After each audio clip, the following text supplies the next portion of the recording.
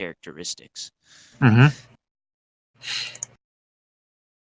I And think it's that's kind. entertaining to watch. I think that's kind of what these people end up doing.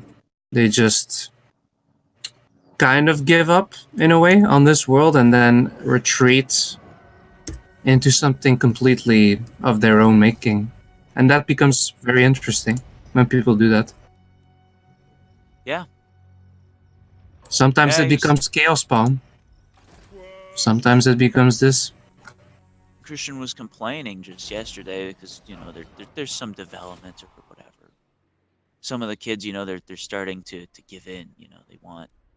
Some of them are taking themselves seriously and they're becoming Hmm. that. Some of them just want self-destruction. They don't care about the LARP, and so it creates divisions and so on. And Hmm. he was saying, we created this LARP, this special world for people to Right. escape into, so that it changes them and it makes them stronger, so that when Hmm. they come back, they have their fate in their hands. And I can see that being the case for a lot of people who aren't here and I have not met in the warband specifically because of that. They're Hmm. busy taking their own fate in their hands somewhere else.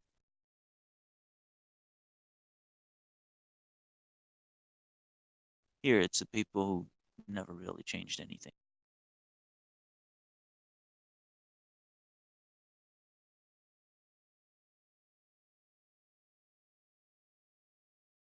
I do think, like, in a weird way, the the way you describe it, like that complete indulgence into consumerism and having become the consumer, like an archetype almost, very close to what the archetype holds, is like something you see in Asia too.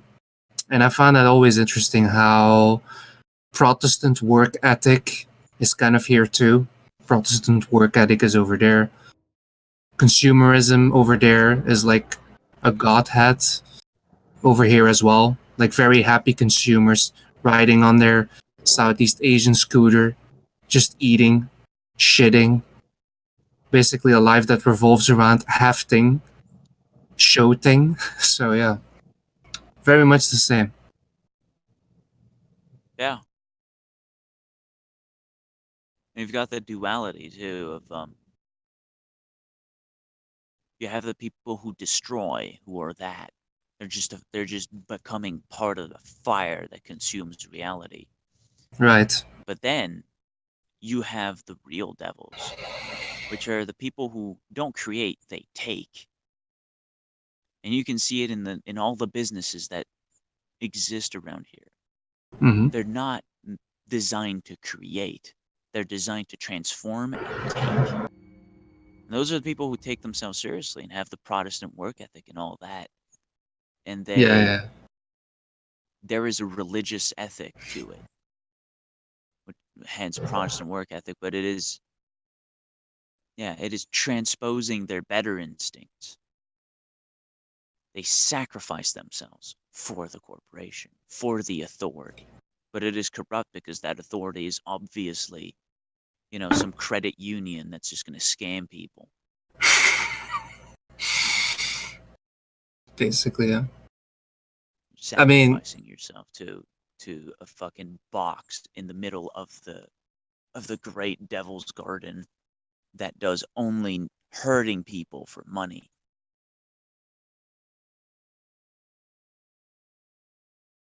you can kind of see that with the way that they're like so eager to consume that whole culture war crap, basically, which is at the end of the day just like it's an enormous propaganda campaign, that dumb fucking culture war. But yeah, the eagerness with which they consume that and are involved in it and will bring it up, yeah. Now that I'm here too, it makes no sense to have Americans be like, yeah, Nazis, yeah, authoritarianism, yeah, no, yeah, all this like European stuff. It Yeah. makes sense in Europe. Having It- unironic Nazis running around Europe makes sense. It yes. does. not just because there's a cultural precedent, but because what Nazis are supposed to bring is something that Europe needs. It's Right. not what this place needs. This place needs to punish white people, not reward them. Hmm.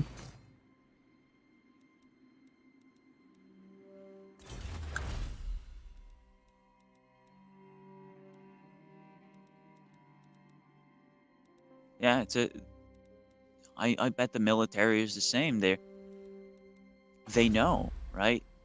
They know they sign up just to go kill kids in the Middle East, and it's completely pointless. They know they're just a monster that is supposed to commit war crimes, and that's it.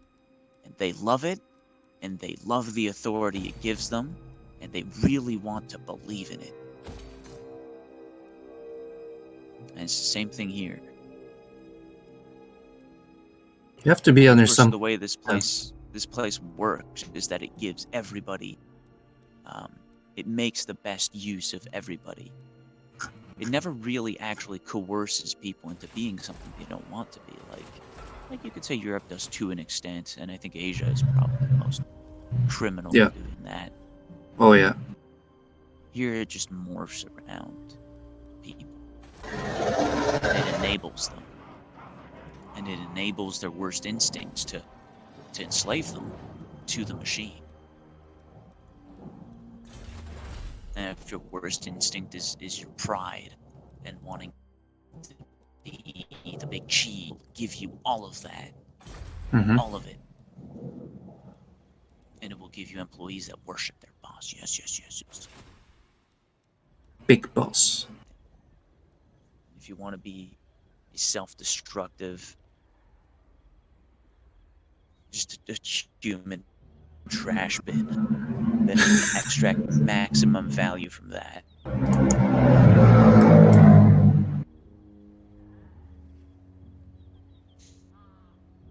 I And eat that's why it begs to trash. be nuked, because as long as it can keep importing people and resources, this place will exist. And as long as this place exists, there will be people who make sure that more people and more resources come to the garden. It is really a huge sucking energy on the planet. This place. That's a great big sacrifice pit. It It's just is. designed to be a cancerous growth of power that just takes and takes and takes. It's if you look at it like geographically too, like the whole planet Earth, humanity basically was always like, well, if we really believe the whole Darwinian evolution story, you kind of have this deep the humans before Homo sapiens, and Homo sapiens apparently pretty late went to cross the Bering Strait or however it got there. Most of the time it was like the old world, like Europe, Africa, Asia. That's kind of where supposedly first humans roamed. Let's just say, let's forget Asia even, because I don't think they even found a lot of Homo erectus in that area, like in China, whatever. I don't even think there's a lot of cases there. But in any case, like it was mostly the old world. And the new world, you have like this huge mass that was just there doing nothing and just infested with plants that get you that give you easy access to demon worlds. Yeah, there's something about that place. Yeah, there's something about like the whole new world and like the promises it holds. And I think like Francis Bacon, that's why he kind of called it New Atlantis, because it held the same promises Atlantis had, right? Like in if you read what Atlantis was for the ancient, it was like basically a place where they could stage world dominance, get high technology, get spiritual evolution in a matter of like few incarnations as compared to the other parts of the world, maybe even in the same incarnation. So yeah, there it does hold the same power, I think, that Atlantis used to have, the US. Yeah, it's uh it's Seneca that there's a passage, I think it's in one of his plays, where he describes where Thule is. Yes. And Thule is obviously England. Mm-hmm. Very obviously. It's the big island off the coast of Europe to the north. And he says, beyond Thule, Mm-hmm. farther than we can reach today, Yes. there's a land.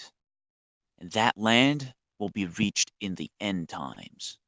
He Really? Oh, that's an specifically interesting says the piece. end times. That's interesting. And when you look at why he wrote that, well, Seneca was a great guy who just compiled everything that Yeah. came to him. He was at the center of a lot of information because of how important he was, and he loved knowing. Yes. Yes. Yes. Yes. He loved it all, and so he created a lot, and there's quite a bit in there. And that shows up, just lets you know that a lot of these cults or whatever the fuck was going on in those ancient times, they knew. They knew. Which is why I think the Roman Empire really collapsed. It's that people saw what it was, and they saw what modernity bring. Mm-hmm. And when you look at how in the late Roman Empire people lived, it was essentially we're gonna make the best of this consumption thing that we Romans can consume a lot. We're happy about that, but we're Mm-hmm. not going to put more effort into expanding the empire. We're not going to sign up for the army anymore. We're not going to build big ego project things. We're not going to enslave anymore. We're just going to take what we have and enjoy it. Right. And they did. And that's why, all the late emperors are from the East. Or the East became the new power base because that's where empire was needed to happen. Yes. The Roman Empire died with Augustus, I would say, because Augustus brought wealth to everyone through Egypt. Yeah, that was the big. Yeah, that's true. Egypt was the. You could probably call it like what the Rhine is to Germany. Yeah, that was like the Egypt was the essence. You needed that. I mean, it was the three cities. It was Rome, it was Cairo, which I guess at the time had a different name. Giza. Yeah. Thebes. Yeah. Thebes, I think, would be the better name. Right. So Was mostly Alexandria. it's That was just like the the. Yeah. delta. Really, Yeah. all the cities on the delta. The delta and Constantinople. Right. And that's your tri-state area. That's your three big poles of the world. That's not your tri-state area. That's It's just the three big poles of the world. And they were absurdly, and that's it. And when people are prosperous, and especially back in those times, where they're not trapped, they're not modernity isn't developed enough yet to actually enslave them.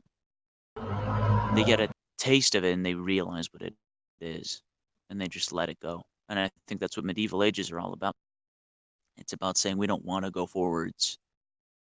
We don't want to do more than what we have. Know what it's going. And they had wars and you know political and religious bullshit that reminded every time someone somewhere tries to advance, all it brings is more suffering. And so it must be. And the only way they were snapped out of that is when they weren't given a choice with the plague. Had to advance. Well, you make a very good point, because what I remember from late Roman history is this constant escapism you noticed among Roman citizenry. Cults from the East were super popular. Hardly anybody was into their own gods or their own paganism, right? Like it was all like Matraic cults. It was all Isis cults, Eleusinian mystery cults. It was all like cults, basically. It was about a special world that you go in to receive the spirituality that you don't have anymore in the Empire. Yes. Because the games aren't about religious symbolism anymore. And the priesthood is just an arm of government. Right. There's no meaning there. There's nothing. It's just the machine.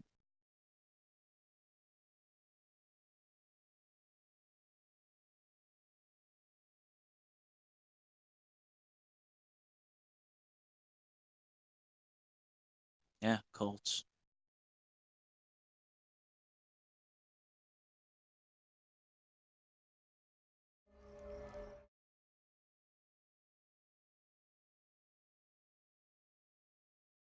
And it makes sense too that, Christians showed up and they weren't very important for a couple centuries until Nero tried to destroy them. Yes.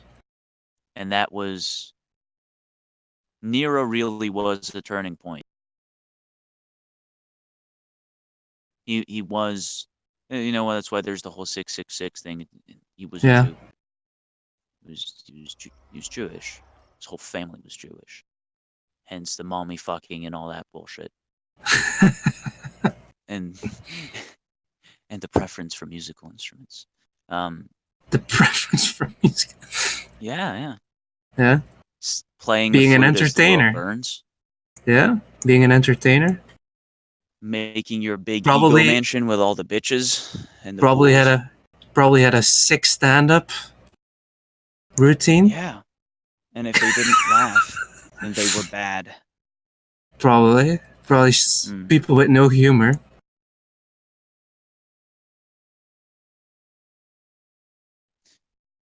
But he was also the Roman Empire of the time. He was a great incarnation of it, a good example of it, of burning Rome down for his ego palace.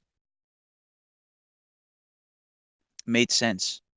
And it made sense that he would pick the Christians out and try to kill them, all of them.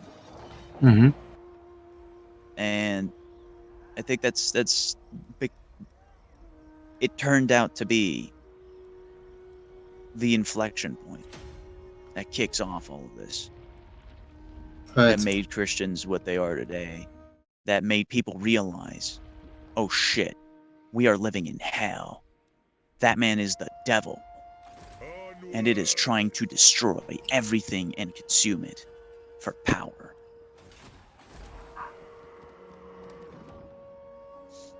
And you look at here, you can see it more or less. It's starting. We're not there yet. It'll take a couple more decades for a Nero to show up. Oh yeah. There was But you like can see the one. setup of it. Yeah. There was like this Those people, one. the pure Uh. ones, Yeah. sacrifice them for the empire.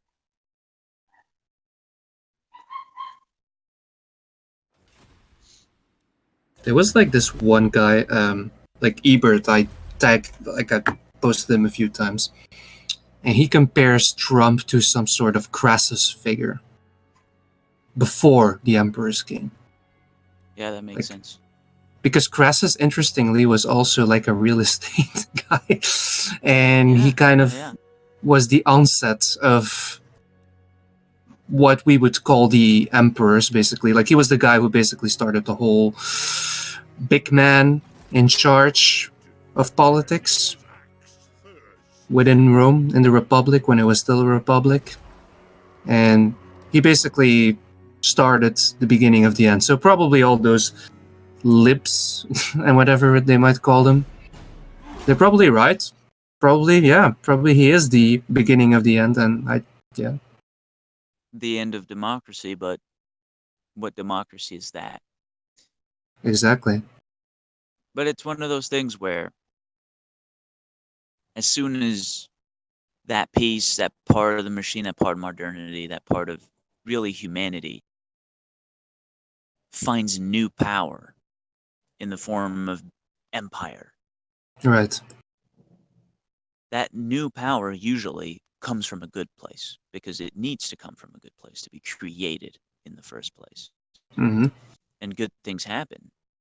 And of course, as it becomes a sure thing, someone like Nero shows up and takes him out of it, where he organizes games to kill people. It's the good stuff.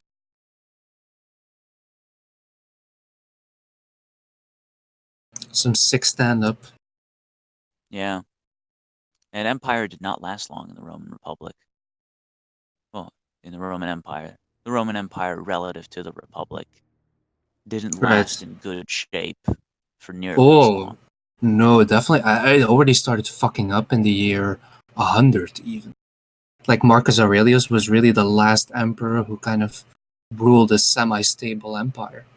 After that, it was just constant Hmm. alternation of civil war, and then a little bit of a break, and then civil war again. And the empire got split several times before the Huns even showed up. Yeah, there was like even massive plague. I remember the Valentinian plague. I remember it was Yep. called or something. Yeah, massive plagues, whatever. Yeah, It's uh empire is a civil war. yeah, And it's a civil war for keeping it together. And eventually it devolves into actual civil war where everybody kills each other. right.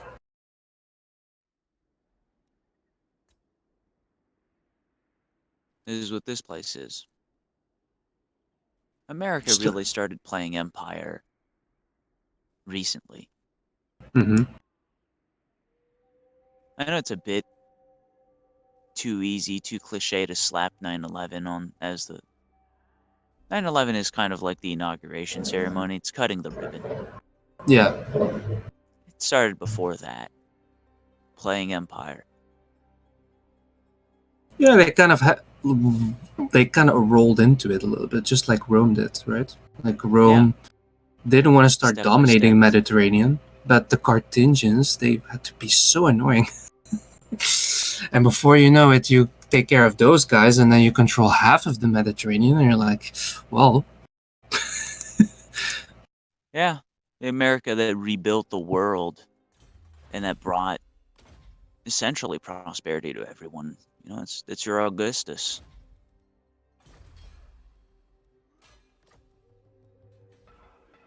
and it was great and it was powerful and it made very good use of everything it was given. Just to say it was handed the world and it made something good out of it. And mhm. then the bullshit started.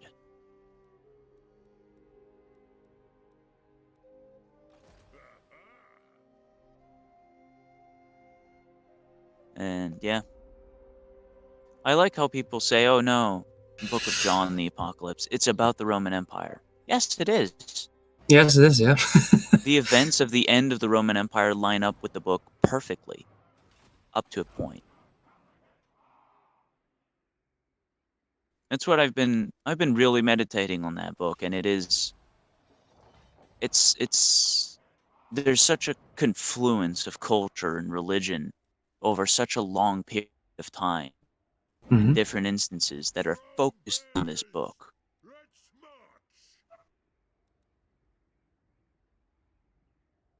that you can't really ignore it, and it has too much to it.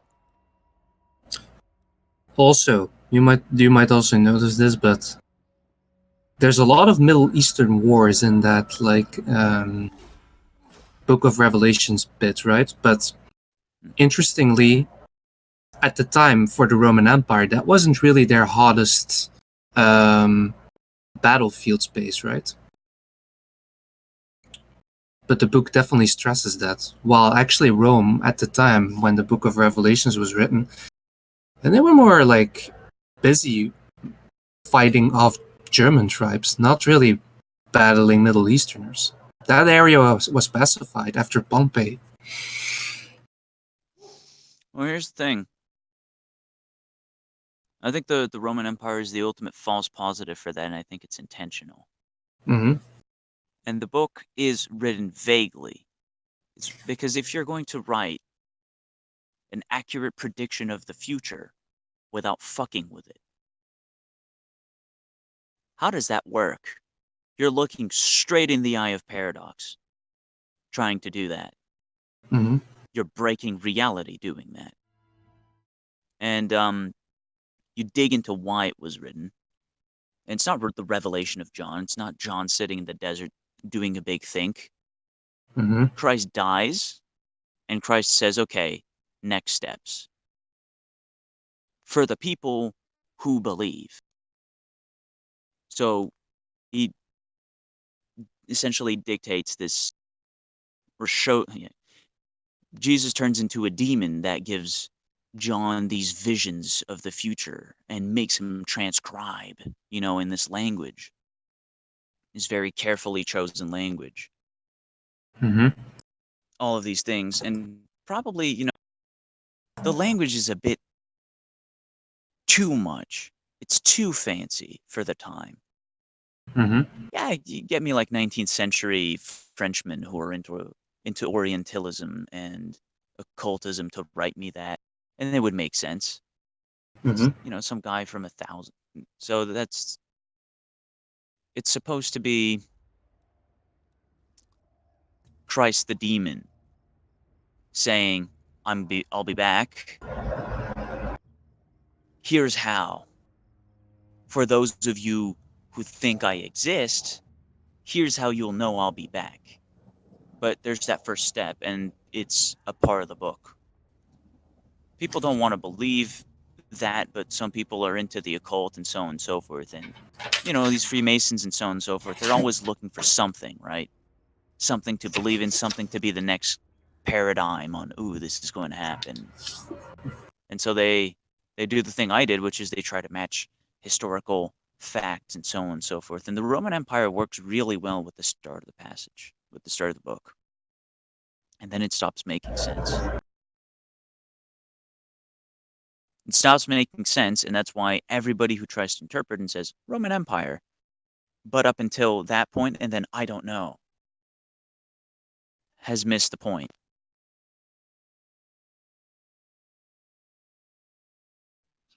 It deals with archetypes that are reoccurring.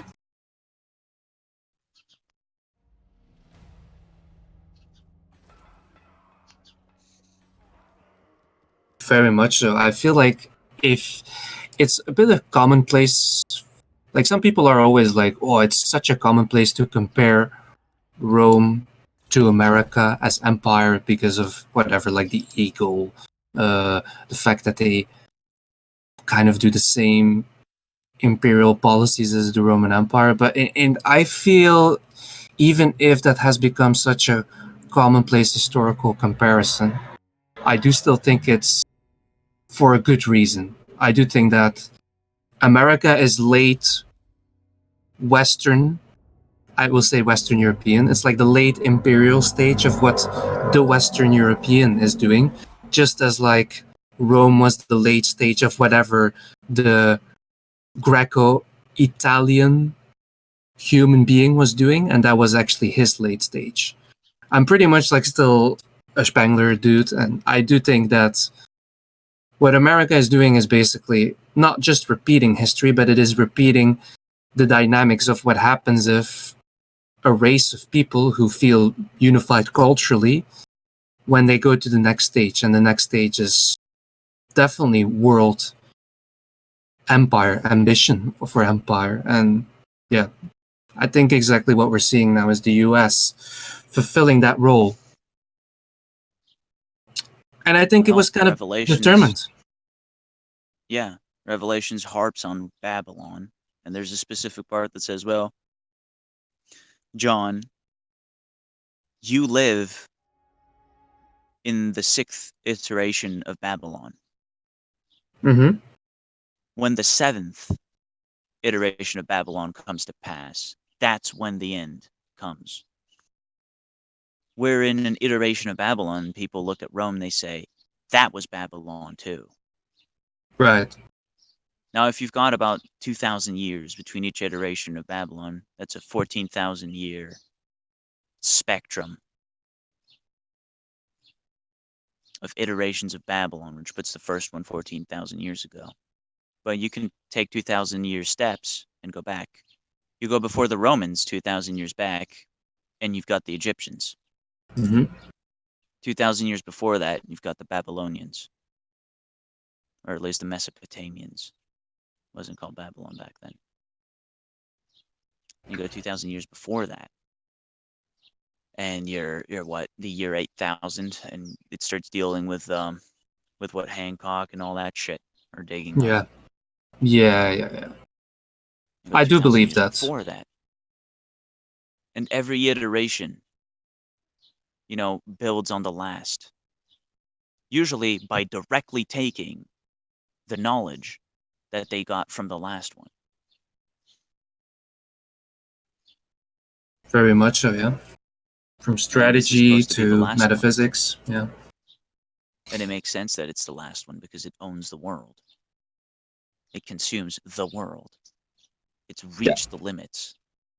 It's the very first time that a world empire, as they usually are called, encompasses the world. Yeah. Usually they dominate the world they've known, right? Like, for example, you'll have an empire like in India, and it becomes like the empire stage, but then it just consumed the world, like the stage in which India was like doing its thing, or Babylon was doing its thing. But in this case, it really is like the world has become the world.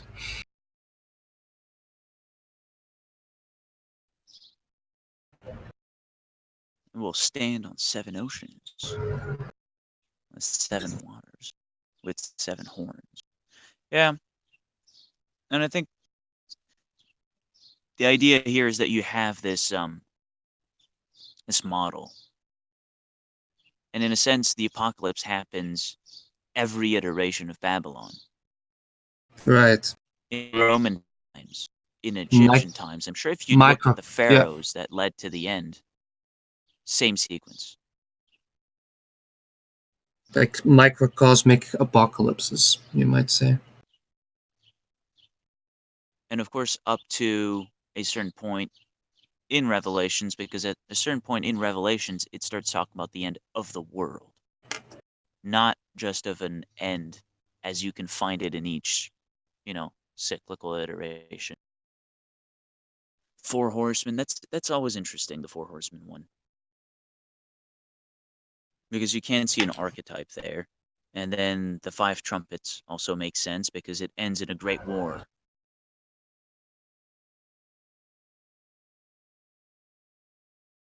And what happens after your four horsemen and your five trumpets, and I think there was something else. The inflection point where people who say it's Rome break down, and where you can stop applying the cookie cutter model to previous iterations of what you could call Babylon, is that the devil shows up. The devil shows up. The devil specifically rides out of space onto Earth, and specifically starts doing, some anime shit with Jesus Christ. And then it stops being about the world and starts being about the anime.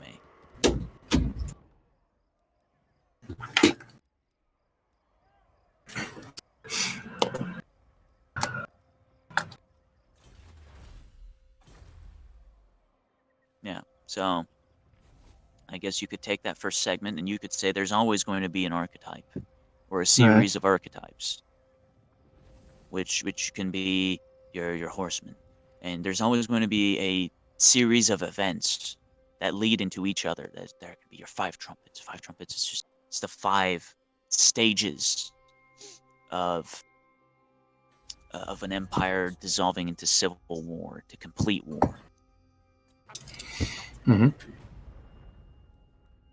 And then each time, in each iteration, the devil doesn't show up at the end of Egypt. He doesn't show up in 3000. He doesn't show up when the Roman Empire dies.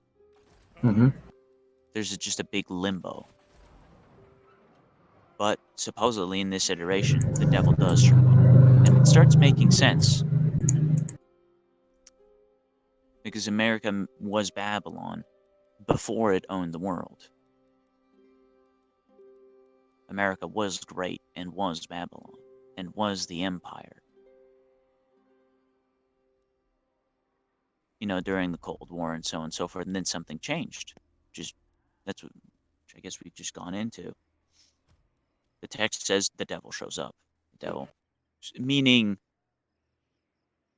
the metaphysical end war is on. And then it stops being about Babylon and its dynamics and empire and its dynamics, and it becomes metaphysical.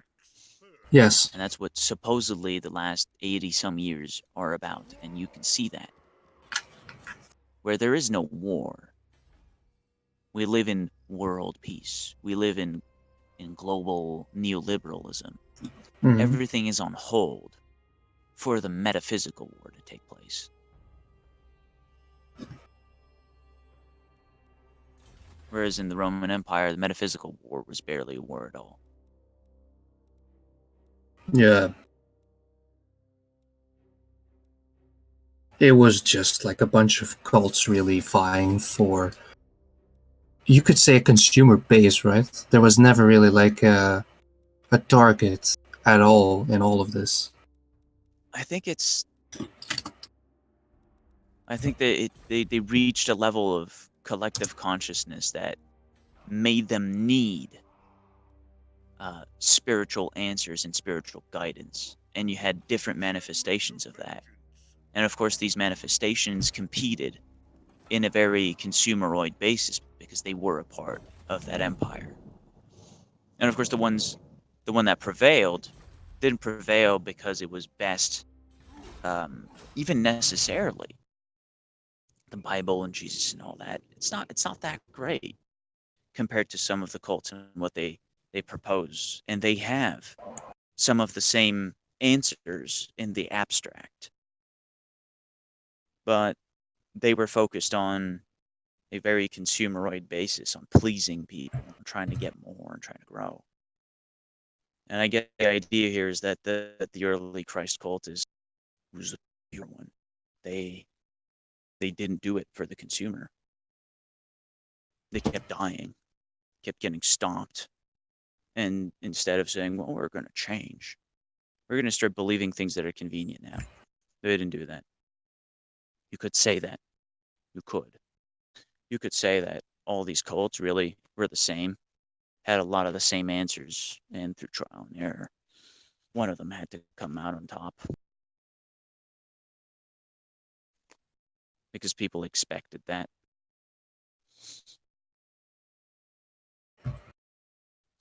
Manichaeism, um, Mithridaism,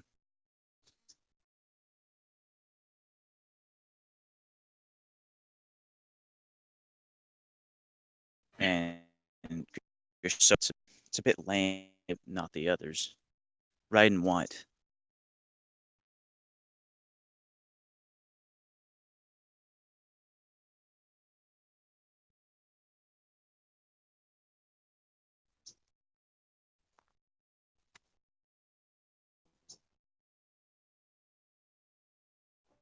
I think there's a lot of value in those Roman cults.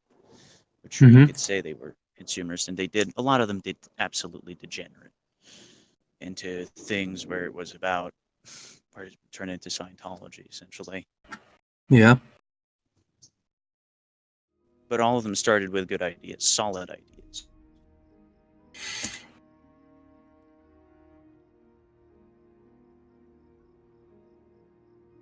And if you want essential reference or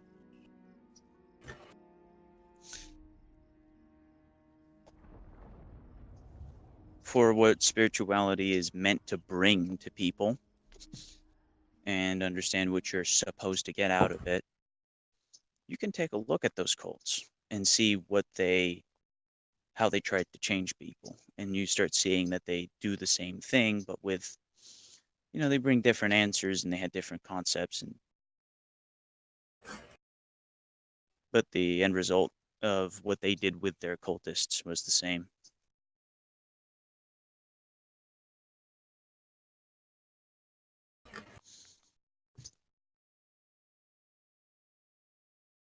I don't see that here, though. There's a million cults around here. There are a million cults that aren't like that. Right. Scientology isn't even a degenerated cult. It's just it's just meant to be the inverted version.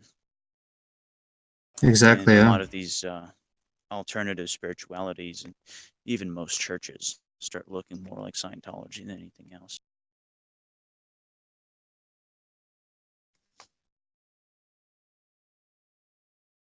Or it's just this another demon egregore that's just out to consume more souls. And it's perfect, isn't it? Having the church show up all around the world and turn into a thing that says, oh, so this is the place where people pledge their souls. Great. I'm taking that. And now we're going to collect all the souls. Go on, church ladies. Pledge your soul. Pray to me for a car and for a better husband. Do it. Give in. I hate going to church. I absolutely hate it. And I hated going in Europe, and I hated going in Spain. I'm pretty sure that if I go here, I'm gonna hate it as well because They it is elevate it. completely It's devoid of meaning. It's going to the theater, yeah. It's really what it is. Huh? and it is corrupt because it takes something that is supposed to be, you know, uh, the outlet people are supposed to have to kind of step out of the real world and have a part of themselves live in a special world, in a better world, right? Mm-hmm. In the beyond, have a taste of the afterlife. And it takes that lure and it uses it to capture beneath them. Mm-hmm. And it makes perfect sense that that would be the case at this point in history.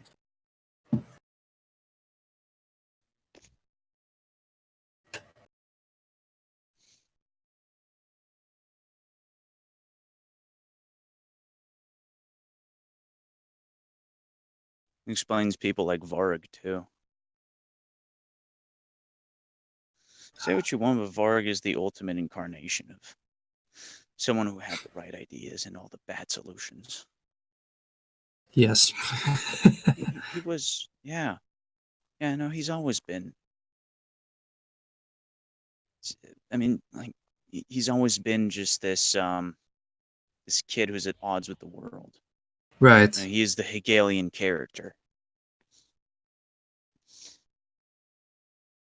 Is the fool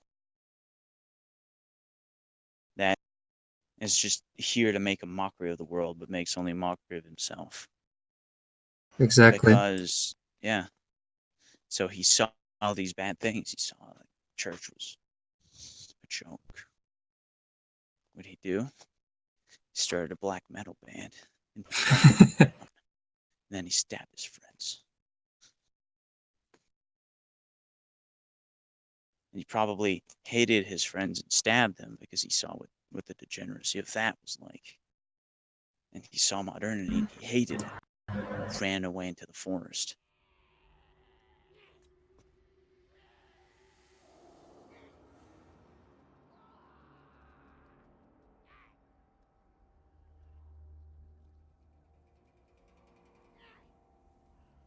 I guess you could say Varg is what he is because he can't, because it is a pride thing, right? where he Yeah. refuses to get in with the filth. He can't forgive people for being uh, rotten and corrupt because of what they're a part of.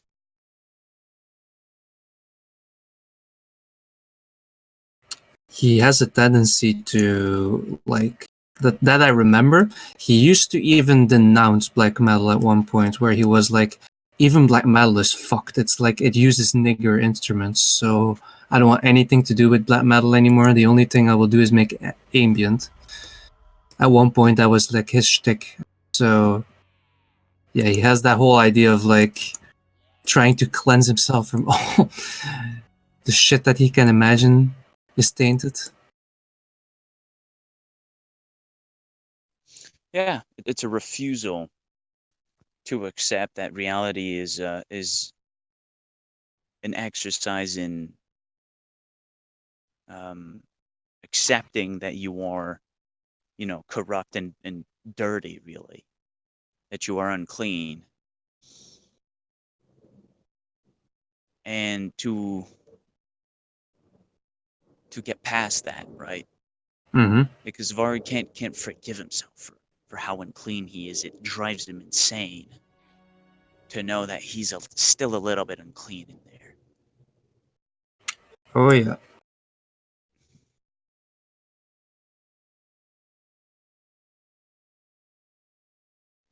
But sum total, he's not that bad of a guy.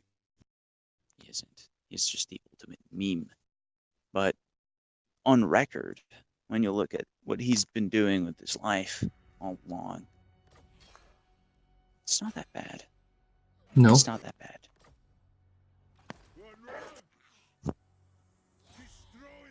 could be far Does worse. anything changed about the Thulian perspective in the last 2 years? Because I stopped paying attention.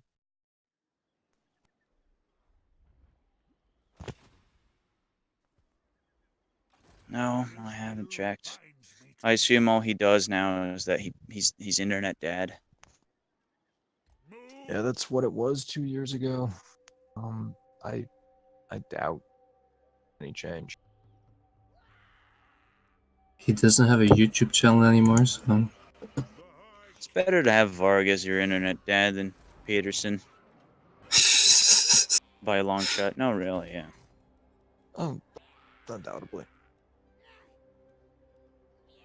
One will yeah, tell you to clean your room, and the other will tell you to go Clean the kickbox. world. Clean the world. take a good One knife attack swipe. and church burned at a time. Yeah, he never apologized, but Peterson would. I don't think even the mindset of a Peterson would come to burn a church. He's a little man with a little mind that just lucked out on the right thing to do to get Yeah, the attention of a bunch of autists. And he got there shit on eventually. trannies. Yeah, essentially. Nothing gets you an alt-right consumer base like saying fuck trannies. I will not say her or zer.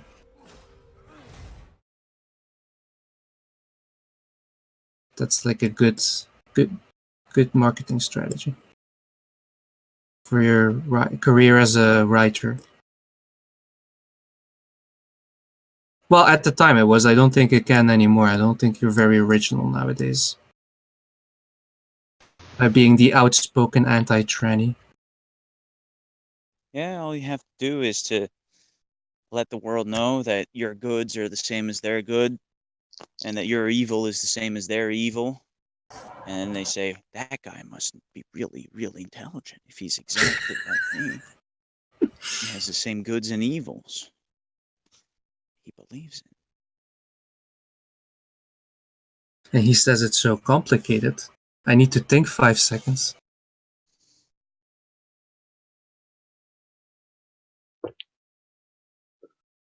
He speaks to my insecurities about not having cleaned my room. It's kind of dirty, yes. Haven't tucked my sheets. Tucked my sheets. Yeah. There are 30-year-old boomers out there. They definitely do exist, and they're like that. They love the boomer. They want to become it. They want to become their own Steven Crowder.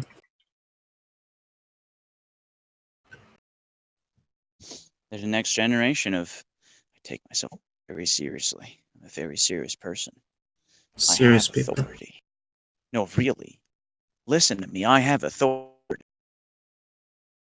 I know thing. I am better. I am strong. Except And all they do is, instead of their dad, them saying, my daddy always told me such and such, they'll say, this Isolab always told me never take shit from no one. well, boomers have that. And it's not my daddy told me. It's usually that there are other dads, right? Keynes said, Harry S. Truman did, and so on and so forth. It's like they've ascended into Boomer Valhalla, where they are the most serious and the most authoritative of men that came in the past. And so you can incarnate them like ancestors. I call upon the spirit of John Maynard Keynes and destroy you, liberal.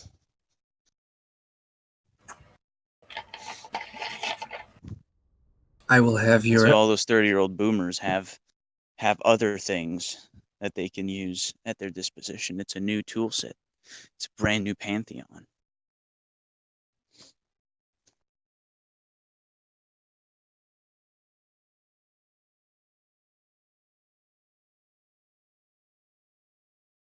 Because boomers still were programmed by a lot of media. It's like when you listen to enough of the country rock and shit, it all starts to blur together, and then you see blurred together amalgamations of it in human form. Everyone's always been programmed if they're not self-determining, and few people are. But it's the kind of programming, and yeah, it's a deliberate programming. It's not a product of an environment, it's a product of an engineering enterprise to engineer minds in a certain way.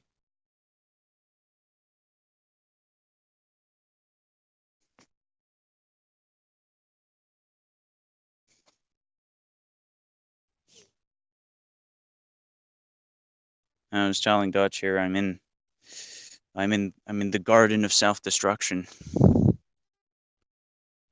Did anything illegal happen that you're not allowed to talk about? Most likely. Most likely. I don't even know what rules apply here. All I've been told is don't look the LAPD in the eyes. They will kill you.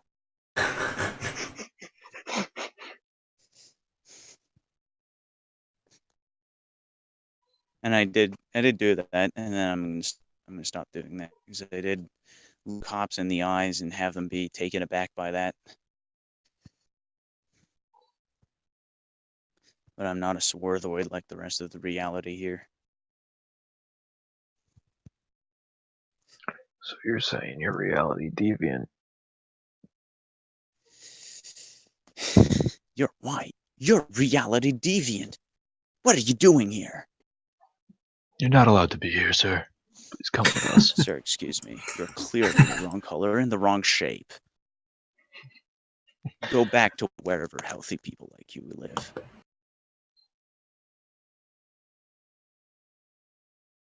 I also saw, Whiteoid. and it's really impressing on me. Not just that, people are degenerate and disgusting and all that, the obvious stuff. That's not nothing new. No, what's wonderful is that I'm really starting to understand how you can be unhealthily healthy. How people here, what they think is healthy, is the gym, and is overtoning their bodies into some artificial contraption of exaggerated form and strange diets that torture their bodies night and day so that they can have a very specific shape. How your values and being a hard worker and all that is done in the most unhealthy way because it's still self-destruction. It's still self-hate. I want to kill my body by making it some ideal sculpture. I want to kill myself by sacrificing myself to the credit union bank that lends to the local Negroes. The modern incarnation of aestheticism. I will bench press. It's Why, like, yes, I starve myself. and they look at the people who eat themselves fat and entertain themselves lazy and so on. They look at them and they say that's degenerate. You know why? They're not sacrificing enough. They're being too selfish by eating and entertaining themselves to death. They need to do more. They need to completely rip out their heart and that little last bit of humanity that wants to enjoy their stay and give in to the pain machine.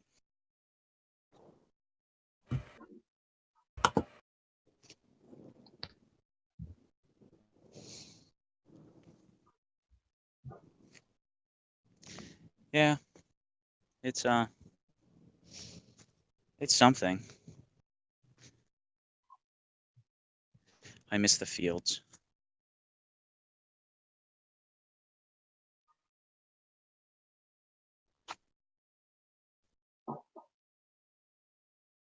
Do you really? Yeah, I hated the fields.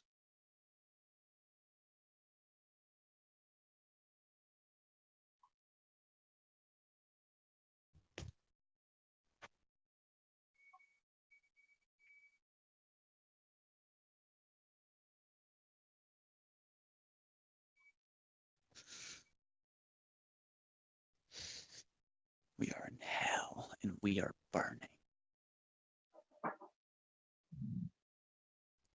Not like how after just decades of consuming America through its various media and iterations and so on, it's just not surprising when you come here. And it's not surprising either because there's so little to it. It's nothing even looks permanent. All the buildings look like they were built too fast and that they're just going to go away someday. Everything is flat. Nothing stands up together.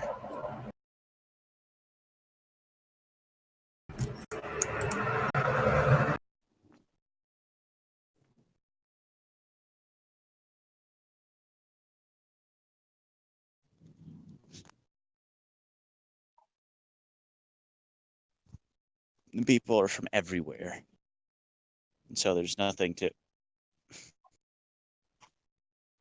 look at and say, so now this is the American. No, there is no American. The American trademark does not exist. Or at least I haven't found him yet.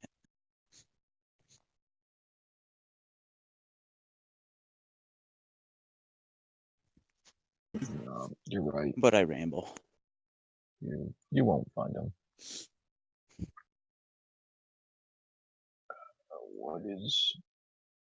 What is there for you to see?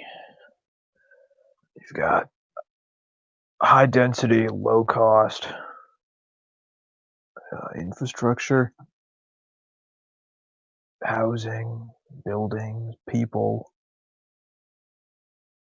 Crash landing on an alien world. But the aliens aren't aliens, they're just people. So it's not really an alien world. There's nothing alien, there's nothing really new about it. There's just, It's so this is what the thought process was. high density, but there's nothing there.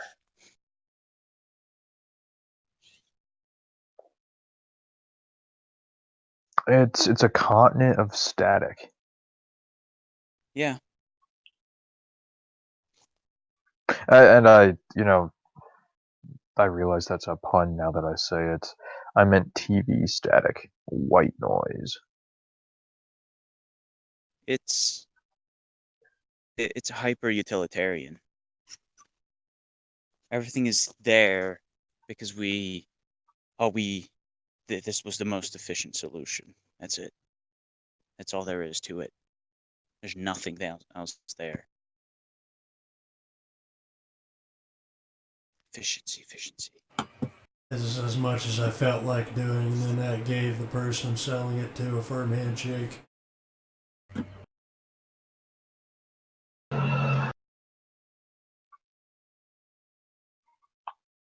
I'm sure it would be different if I went east, Well, there's 'cause that has a already. little bit more history.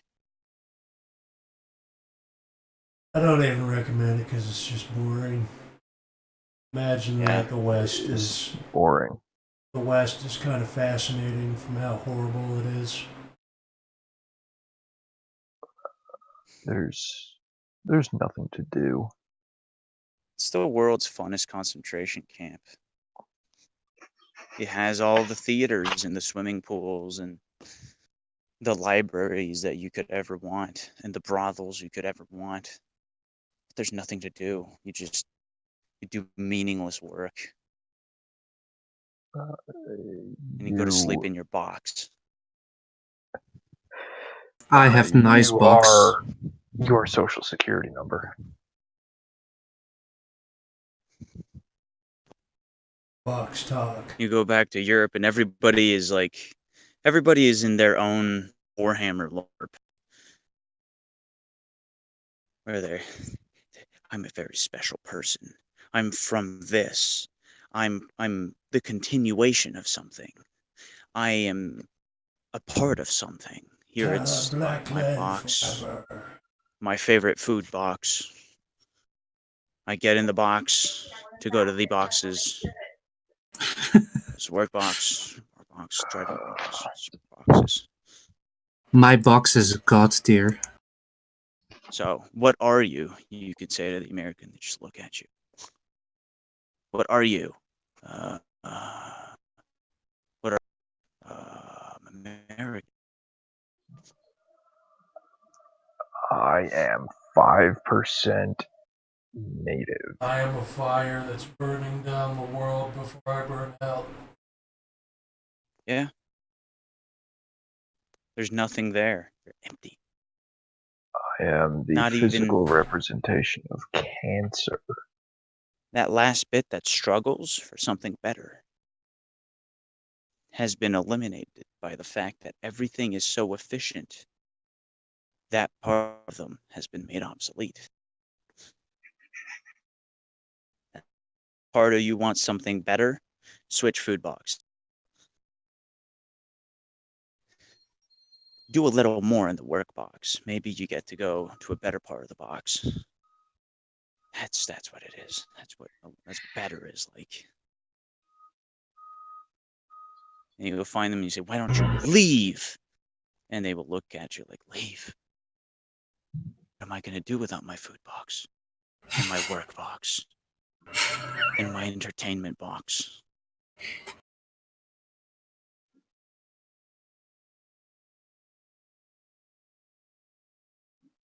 What do you mean? Leave the concentration camp. I like it here.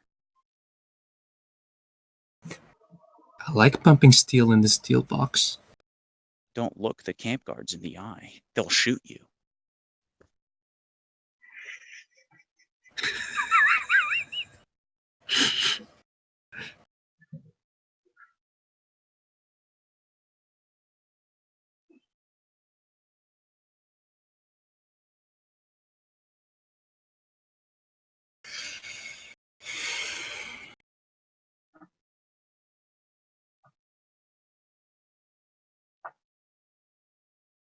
And there is like something primordially snow nigger about it, because the few people that manage to snap out of it and say, I want better, it manifests as, I'm a warlord now.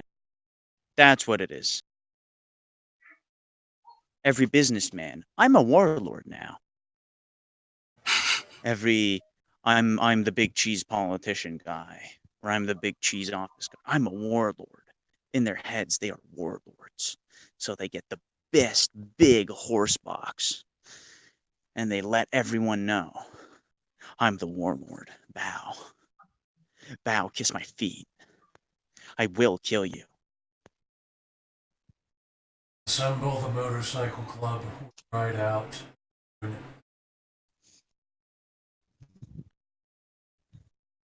I'm a warlord.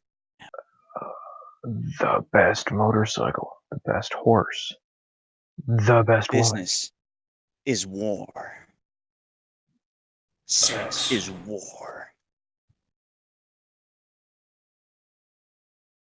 American warfighter. I demand what I do not have because I do not have it. But everyone acts so shocked when someone takes the war part literally.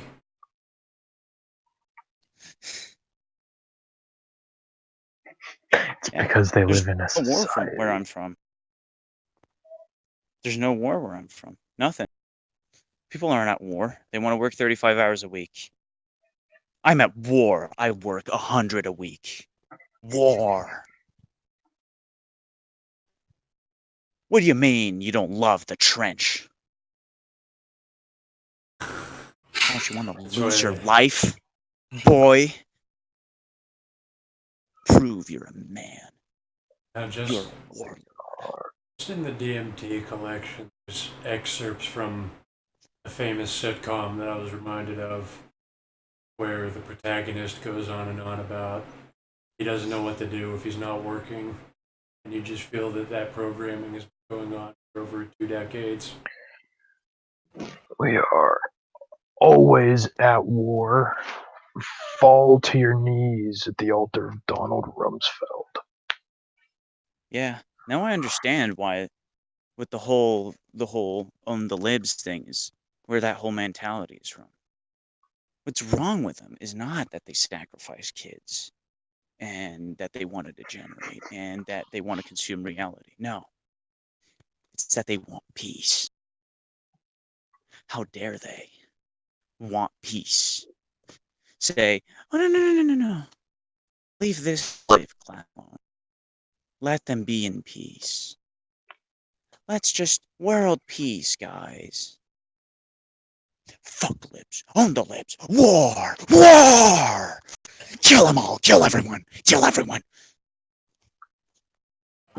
Getting healthcare should be like going to war. Wall. Tanks, machine. Invade. Invade. Sound the horns. Play redneck piece of white trash. Tonight we own the libs. War. We will invade their safe spaces. We will drive them before us. Black people aren't bad because they're Africans who would like to live in Africa. No, they're bad because they're not at war. They're not at war. But those gangsters, they're at war. I like those. I like their music. It's not good. It's really good. They're at war. I can really identify with this about killing my friends and family and destroying everything to sell drugs. Or I love it. You know, that Kanye guy, not bad. Pretty good war cries, that one. I like that one. He's pretty based.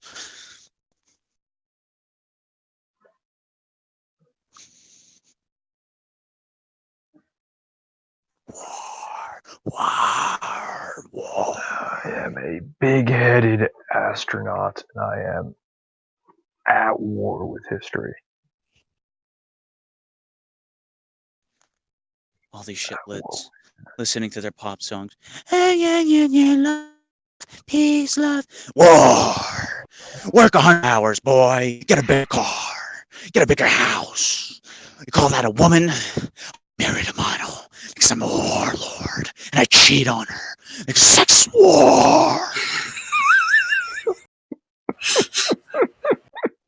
I torment my offspring so that it feels like he's being exiled and goes on some grand life quest to overthrow my tyranny, and then he becomes the warlord. Sacrifice the world to yourself. And All I ever wanted was for you to be as successful as me, son.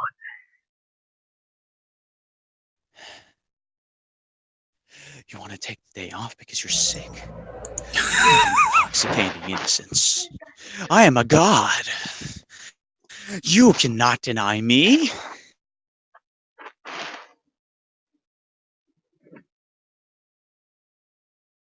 I want to go visit a hedge fund today. I want to walk up to their front office and say, "Hey, let me in."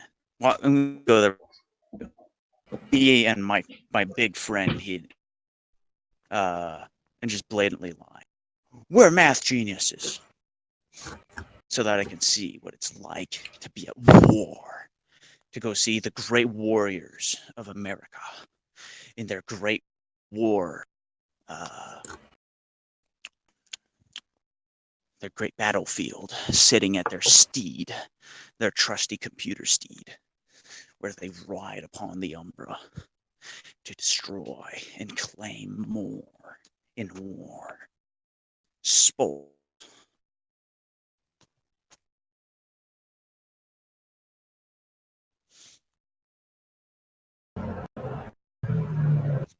They probably won't let me in. Probably because I don't look like a warrior. I need to look like a white warrior.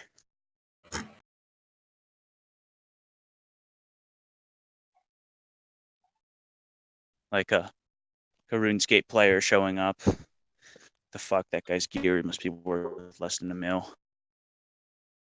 Why is he talking to me?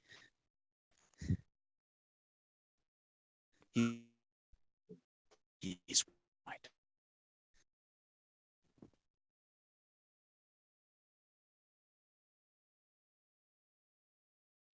Just go to war with the receptionist.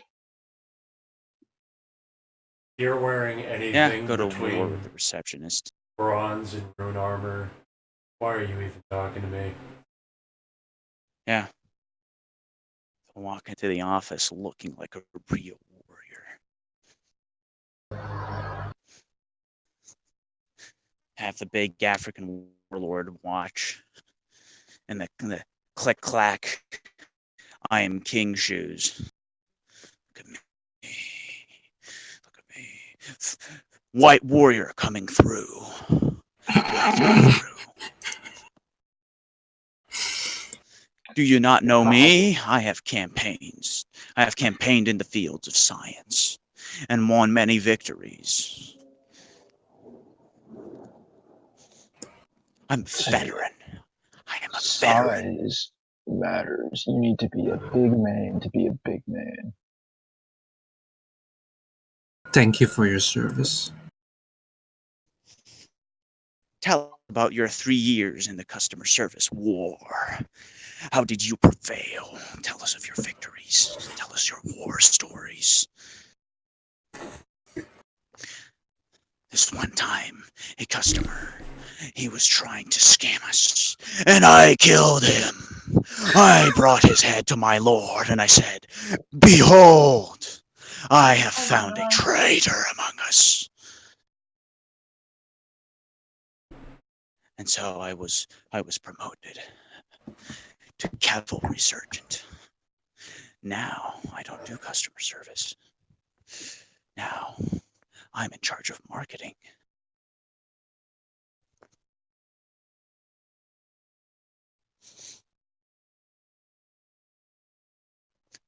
And all of it works because the way this is constructed, this reality, this semi-nomad, because it is semi-nomad. All the houses and the buildings are temporary. They'll be somewhere else in 5 years, wherever the business goes. It leaves like one of these towns you will find out in the desert where like a gold mine used to be. Cruise the great fields of the American urban stretch. The Badlands. Yeah. It's not even the Badlands because it's so wealthy.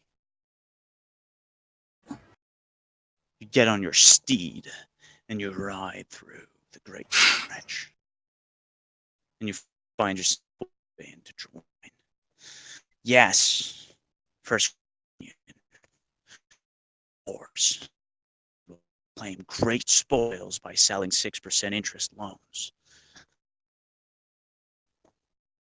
and destroy many lives in the process. My boss loves me. I sell old people loans they can't afford. I sell young people loans they can't afford. I sell single mothers loans they don't even need. I don't take prisoners. No mercy. No mercy. What is best in life?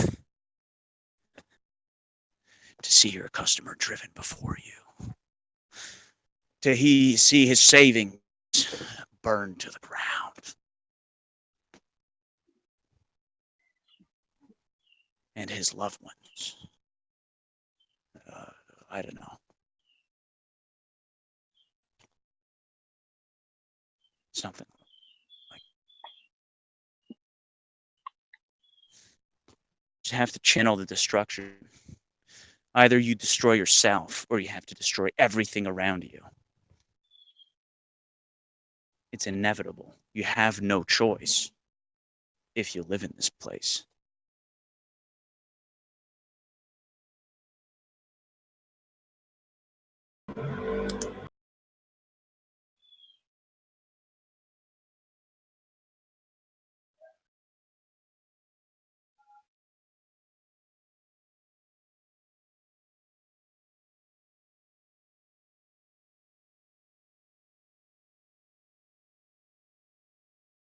Whenever an actual And troll there, is talking to me about boxes, I now realize that those are their war stories. yeah,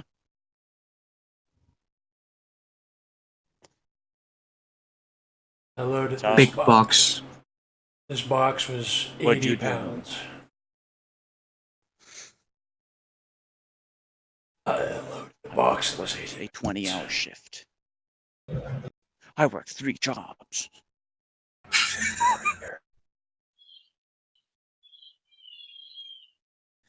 What nobody realizes here is that there isn't will do kind of okay.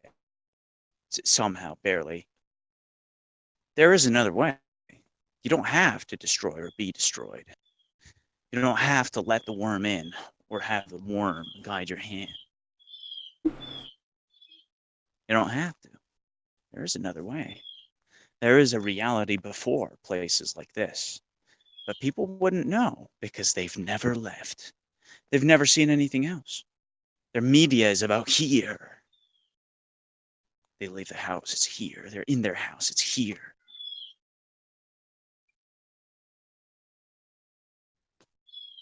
The beast is in your eyes and in your home and in your heart. And there is no escape because you don't know where to escape to.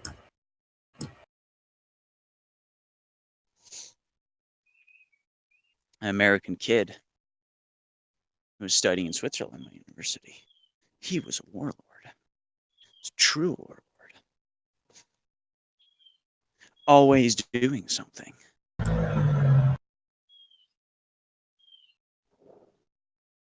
Always carrying out his struggle. He was a socialite. He was conquering, conquering the great fields of upper middle class Europe. claiming many spoils. He had a big car too, big, nice car. Because God forbid your car is a joke. God forbid you bought a car because you could afford it. Look at that guy. He's got a car that he bought. Save money. What a loser. What an absolute loser. I bet his master fucked him in the ass. I bet he's a little twink slave that a centurion bends over and fucks in the ass every day. And he loves it. He takes it. Me? My car is worth more than 2 years of salary. I'm a warlord. No one fucks me in the ass.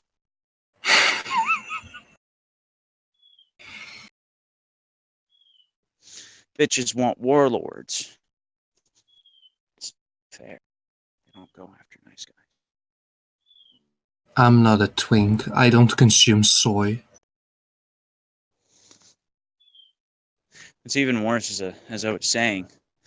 You have women warlords. That's what they do. They dye themselves bright, and they put the form-fitting clothes on, where you can see their cunt flaps from half a street away. And they go out and they conquer. Bold. Weak male. You are mine now. Look at you. Pathetic. My will, stronger than yours. And I can subjugate you with my body. Like the female legendary lords in Warhammer. And they get some fucking some twink that has something good to him. Maybe money, maybe status, maybe some fucking asset, right? It's about grab him and they're like, mine. I know you can't resist me. You'll never say no to me. Ever. I will do everything to you, and you will never fight back. Because I'm the best thing that's ever happened to you. You little piece of shit twink. And they bring it to their family. Look! He has wealth. Aren't you proud of me, Father? That I have conquered. I've gone out into the fields. And I have conquered. I have claimed many slaves. I have settled for this one.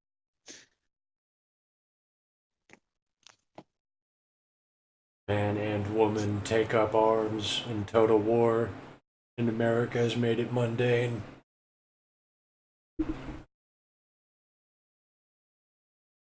Big, tattooed, dyed, muscular women grabbing little twink American boys and snapping their heads between their thighs and screaming at their new conquerors.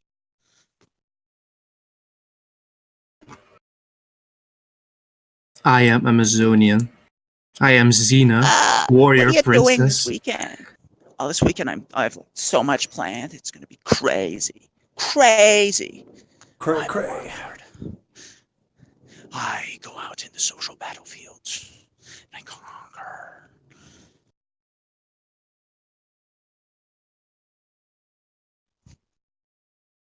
And the amazing part, yes, the wonderful part, is that the women who don't do that, and who have not been to becoming a warlord and taking it upon themselves to go destroy, well, they destroy themselves. They grow fat and ugly and alone. And no one will ever want them, ever.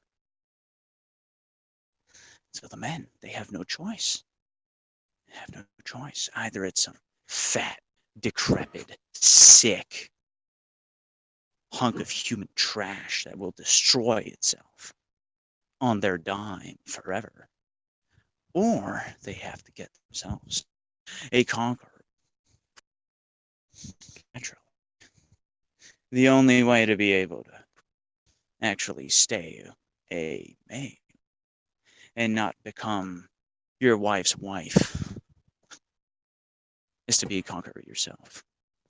And so the system keeps running, keeps churning out more warlords so they can save themselves.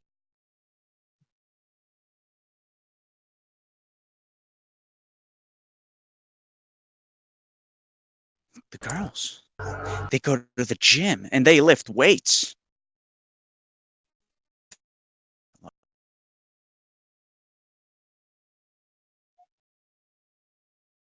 I still don't know why that happens. They go to clubs. Well, I've just explained to you why that happens. I mean, They're warlords. War. yeah, I mean, How are I you going to guess. stomp twink skulls? I am better than Twink.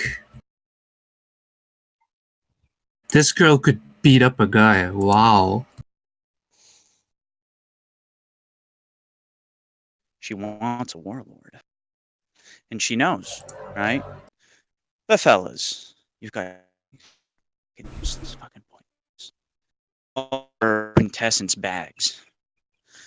Shake this one. There's something left in there. Maybe I'll take a drink. But if they want a warlord, if they want a real man, well, real men, real warlords, they don't take wives. No, they destroy. They take young women and they destroy them. They fuck them and they leave them. And they don't even do it well. It's just consume, consume, consume. She doesn't want to be destroyed. She doesn't want to be consumed. She has to be a warlord herself. Yes, she has to be a warlord herself.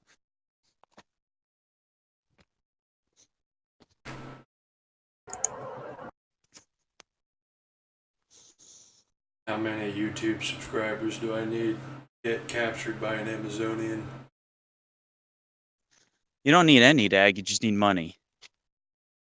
You just need money, And a and you need gym. to be her emotional tampon. That's what you And are. You're between her thighs and she squeezes, and you have to swallow all of that menstrual reject, all of it into your mouth. Oh, you had a bad day. Oh, you had a bad day. Oh, her. Oh, his. I eat ass. I'm American, therefore I eat ass.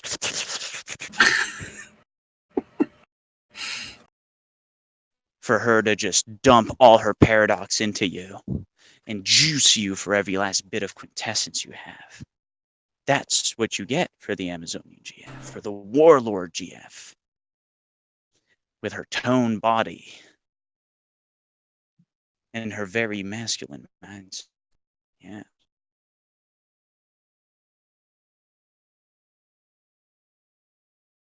Or you can be a warlord. And if you're a warlord, well, men going their own war path. yeah. That's what it is. Mugtao is, oh, I'll never be a warlord. I'm never going to be a warlord. I'm never going to win. I can't conquer a woman. I'll be a Therefore, I murder will for never have hire. one. I'll be warlord of the not being a warlord. But the vast majority of your men, they just put themselves out there. Look at me, I'm a quintessence bag. Don't you want to consume me, mommy, mommy, mommy, mommy, mommy? Hold my hand and tell me I'm a big boy. Tell me I'm pretty, mommy. Mommy, I feel very sad. I feel very sad because sometimes I think I'm ugly, and I think I'm not as good as the other boys. Oh, mommy, thank you for holding me in your strong arms, in your strong eyes. I love it when they look at me and they tell me, such a boy, you're such a big boy, you're so strong, you'll be a warlord someday. But they never will.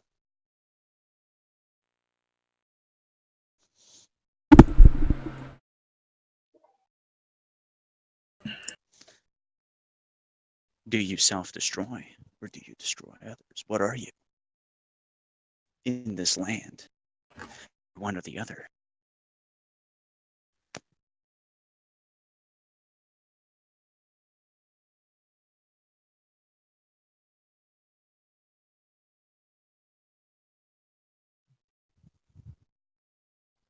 and they export it, right? The world is slowly becoming more and more like that. But there's still refuges. You can still get away from it in most other places. But in the American metropolises is where the highest concentration is where the environment has most been turned into a machine. That makes that the rule, that you have to adapt and become that to survive.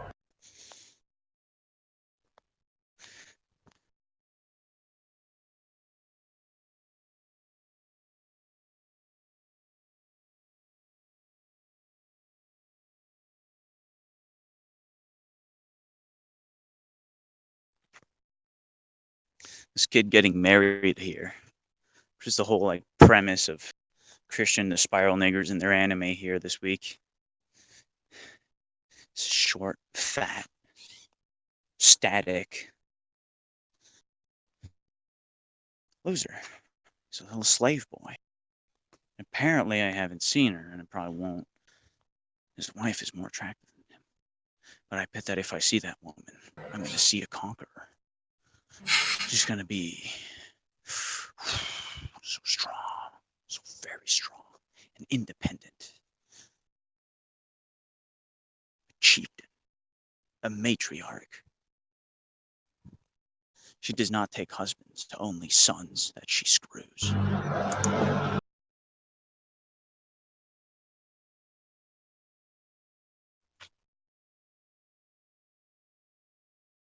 Son calls me mommy too.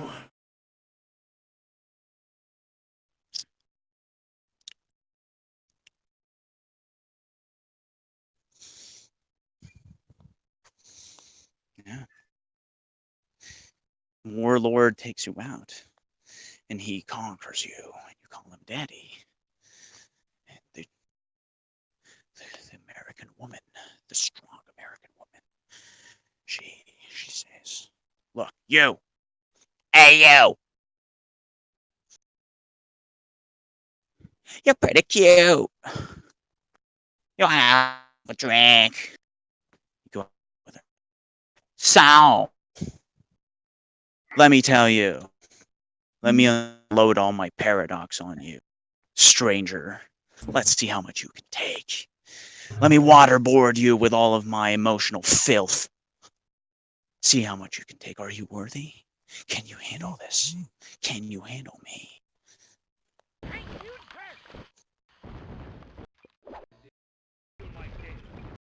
It's amazing. It's wonderful. It's a great big pit of death where everything dies.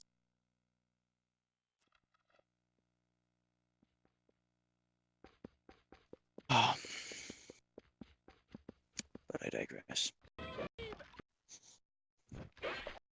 It's been inspirational. I knew I had to see it all, so it's over and done with now.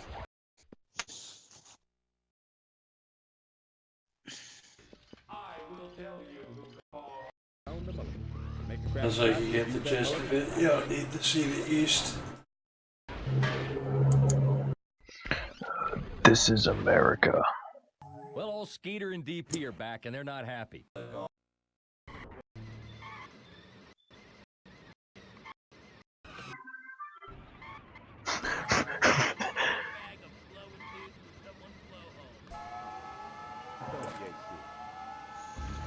Mm.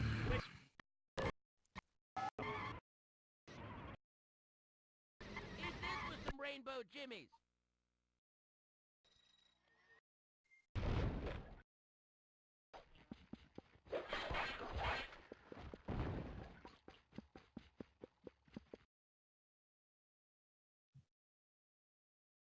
Darth Ed.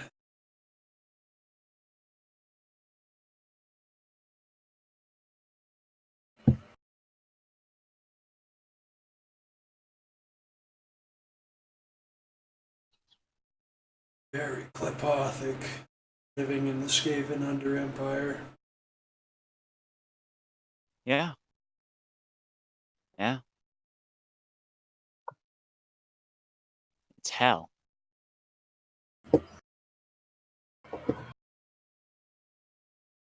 We all live in hell, but you guys especially live in hell.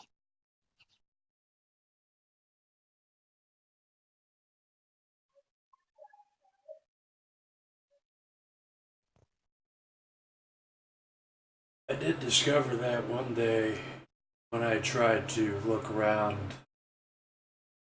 and saw that there is no escape.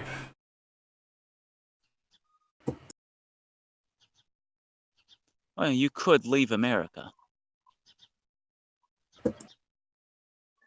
Well, see, it's like a dog chained up in a yard.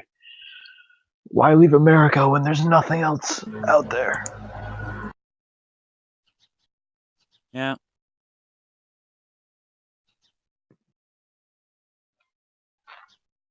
Leave America to go where? Canada?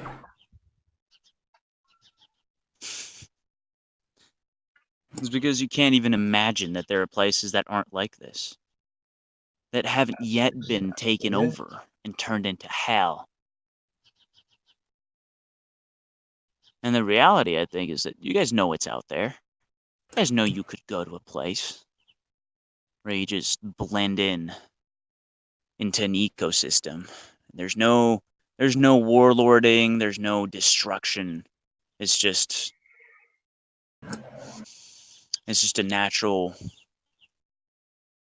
pool, a natural cycle of things in a place that you're a part of. You don't want that. You want the destruction. You love it. You There's love your food boxes. there's the house of consumerism and the house of war, just like in Islam.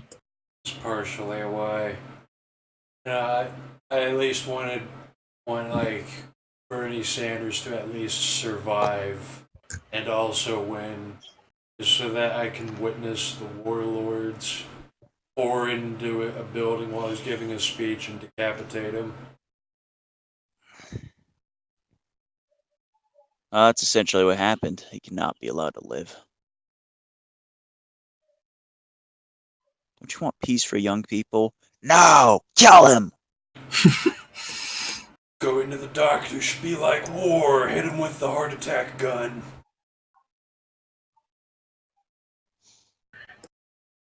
You can leave this place. You can do it. You know, when you're watching that, like, American Factory documentary and the Chinese workers essentially act like they're in the army. That's what it looks like when I'm here and I see all these people. Except, of course, the Asians don't have the worm. You guys are the worm. Everything is in service to the worm. To destruction. It does say that Pentax is strongest in America. Everything is strongest in America. It's from America. It is America.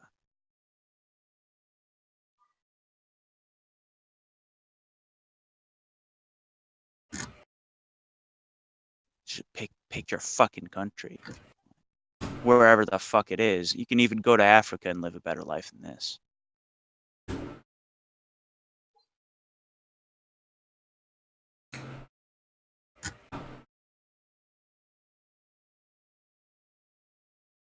Because you get to escape. You get to escape the cycle of destruction. It's not even a cycle, it's just a giant fire pit.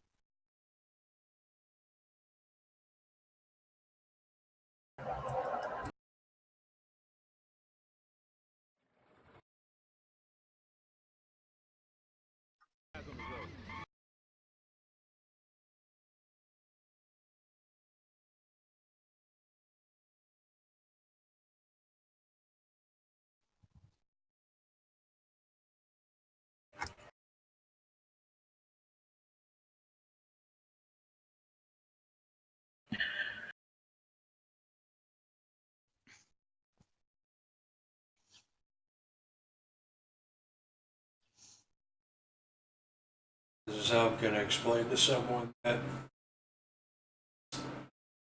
going on a killing spree or scamming people is basically the same thing. Scamming people. Yeah, it's just war. It's just war.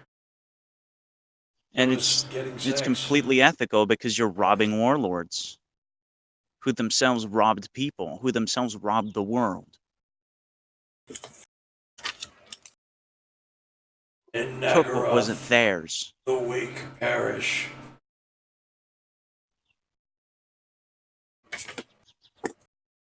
Are we the baddies? America number one. Dark elves are literally Americans.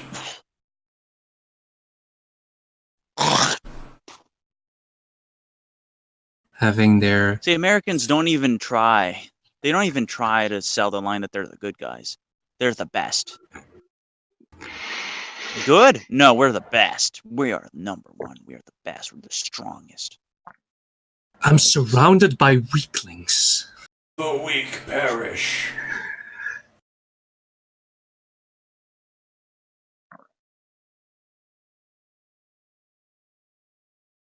And nothing Americans hate more than black eyes.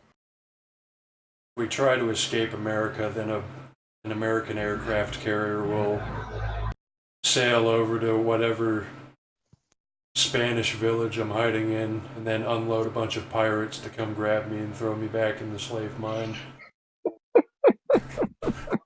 The U.S. Marines. No, it's so much worse than that. The aircraft carrier is in your heart. The aircraft carrier is you wanting the box.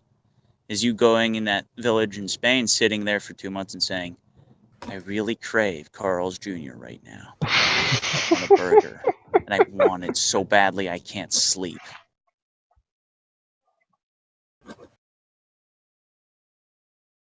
Where are my Wendy's? No, the worm is in your heart. It has claimed it. So now you have no choice. You're a warlord or you're a slave.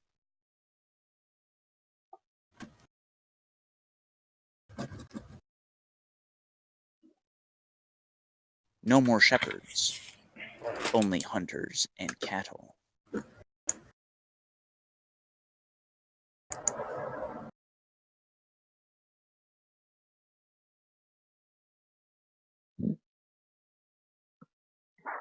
I need my gun because I'm in a perpetual state of war. I need my gun because I'm a warlord. People should snap more often where you actually think that it's a literal war. You just carve out a space in an apartment building and just kill everyone who comes near. Just make like this big torture School shooters chamber. are. School shooters go to school and they get told, boy, welcome to the war. And they say, okay, I'm getting a gun and killing everyone.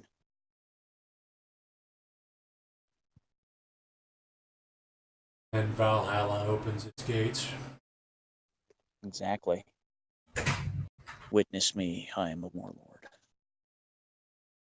The And it girls don't does. like me, they shall know the war.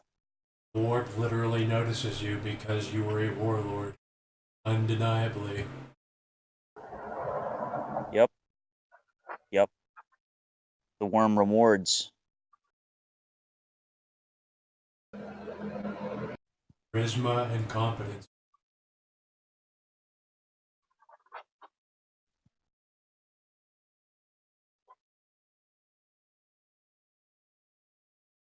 Put on a good show when you get a high body count.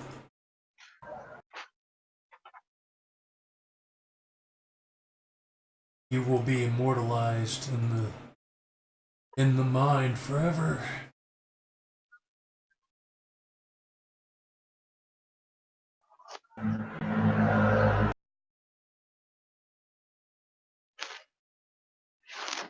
There are bombs in the lunchroom.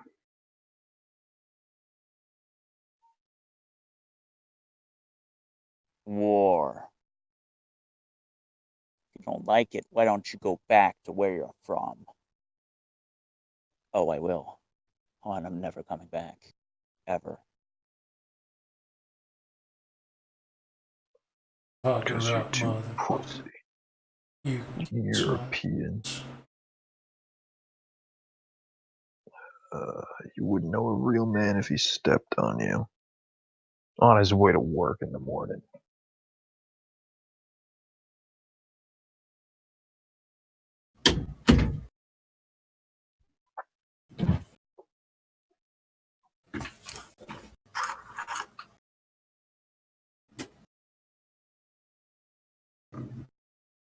It's fun.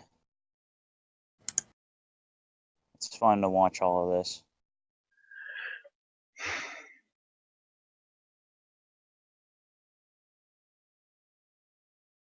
I was for the even yesterday physical shock of the sheer scale of things. Just walk into a store that is the size of a giant temple. Everything is In its own America, little city. they have stores larger than your village. Yeah,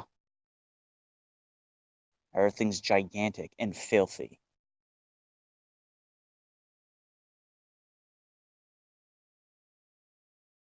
filthy but somehow sterile. Oh yeah, it's just dust,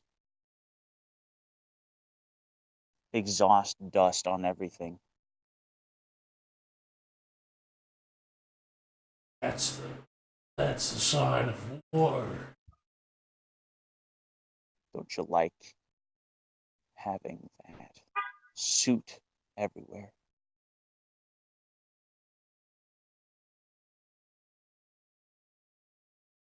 I fucking love it. Smell of soot in the morning.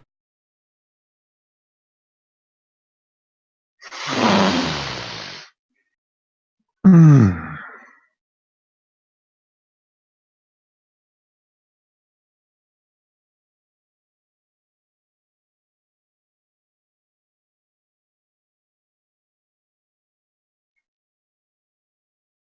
And you can see the various degrees of how much people have actually invested into being a warlord because of course nobody's actually aware. There's no self-awareness, no, nothing. You don't even think. You just act on impulse always, and so you can look around and see the spectrum of slave to warlord that people are. You can see how some guy put a little bit of effort into looking a bit more warlord, to feeling a bit more warlord, and how some other person that might be sitting next to them on the metro are clearly just completely indulgent in self-destruction. Completely. They're a slave. They've completely given in.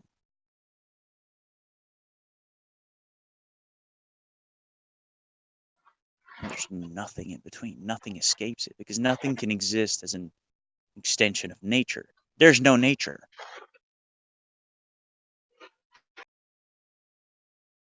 There's no, well, I will continue my existence as human beings are bound to be because you can't escape the machine. Sooner or later, you're going to have to leave your hidey hole where you're being a normal person living normally. And you're going to have to slave or you're going to have to warlord.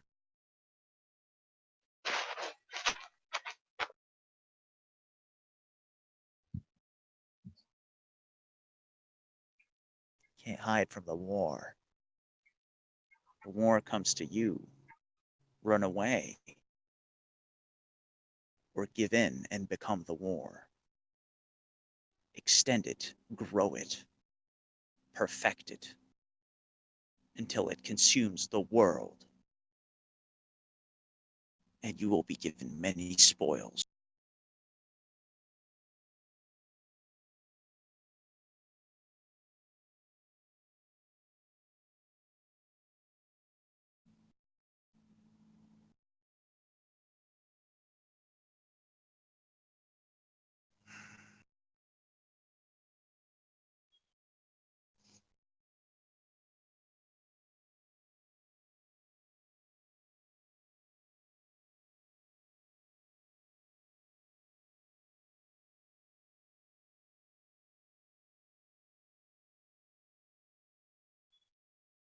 And that's why China and India and all these other nations are.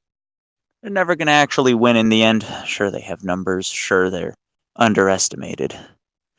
But they are great hives of slaves. How many warlords do the Chink have among them? What's the density of warlords? America has the highest density of warlords in the world. And that's why it's winning the war. That's why it is the war. Eurocucks. They barely have any warlords. Barely. Pathetic. They don't Asian. encourage small business over Indians. there. They don't encourage war. You guys don't even have that many billionaires. Warlords. Where are the warlords?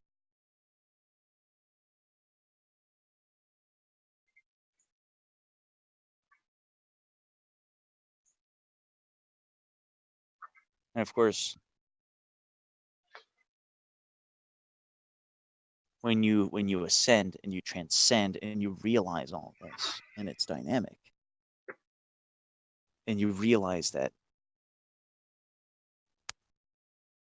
the warp is real and sentient, and there are demon lords out there that you can worship at, then you become ascended warlord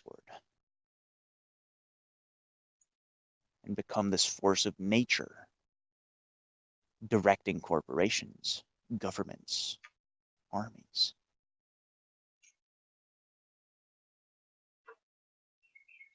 Embrace their perfection.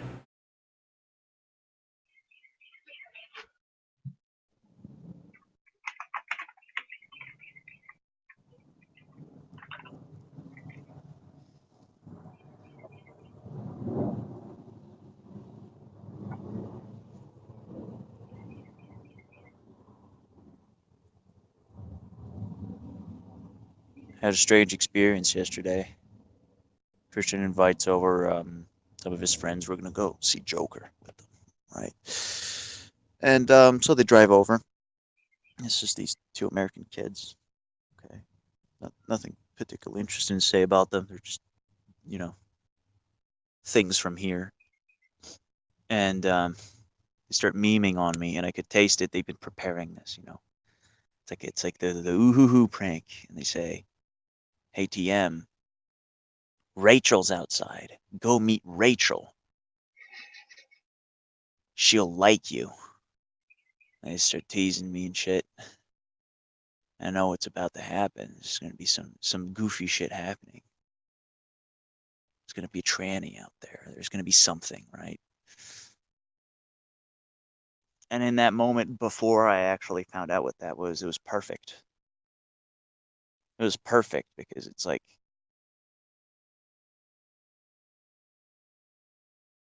because it is that confirmation of, oh look, he's not one of us. He's not corrupt. And so instead of saying, so it's the only reason this can work. Because any other California bro would just be like, oh, bro, whatever. Bro, whatever. Completely apathetic. Bro, whatever.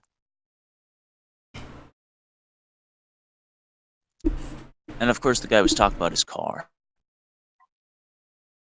So I step outside, get behind the car, and I start raping the car angrily, making it sweat. And I look the guy in the eye who had the car and who did all this dumbass prank, and he was horrified. And that's when I understood what warlording was about. As I was penetrating this man's car. That was your eureka moment. Yeah. As I was fucking a man's horse. It all lined up.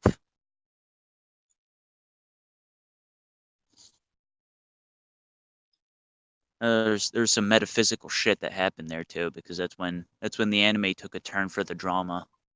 That was like the inflection point. That specific Asian kid whose anime car I destroyed went really sour and went to the guy who was organizing the wedding saying, "The European kid, don't invite him." And then Christians running around screaming insubordination. And now, this morning, they're all gathered. Of course, I'm not coming. They're all gathered in some other guy's home, probably doing warband politics and setting up a guy's wedding, which I'm not invited to anymore because of that. And it's wonderful. It's perfect. My lord, he is a threat to the warband. He must be exiled. Don't want him ruining the festivities.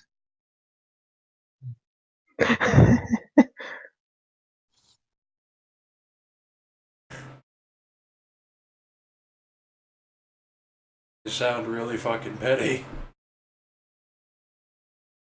Like, that would drive me crazy if I had to put up with that.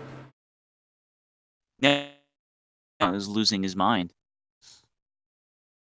Like, I can't even, like, almost can't even comprehend that because that, like, I don't deal with that. I don't You're gonna even go to the care. wedding anyway? I doubt it. I think my plane is actually like 3 hours after it starts anyways or something like that. Or the day before. I forget. I never actually planned to go.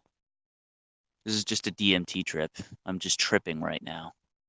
I'm gonna wake up in my bed in Europe and I'm gonna be like, huh, that was informative. That was a hell of a nightmare.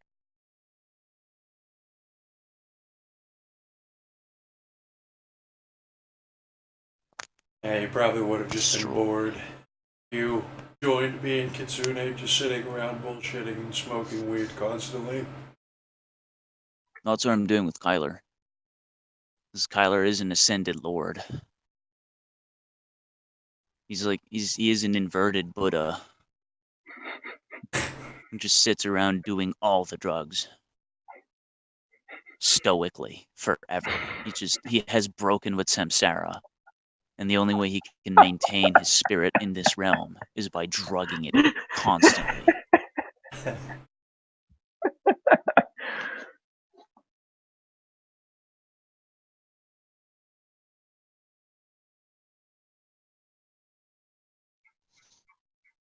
He has seen the struggle for what it is and abandoned it.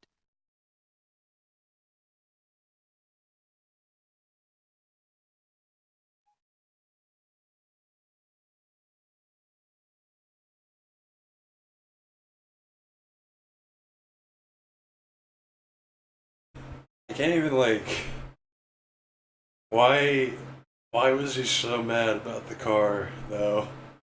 Like, what was the? Because I could just imagine that you just like pumping the car in the exhaust pipe.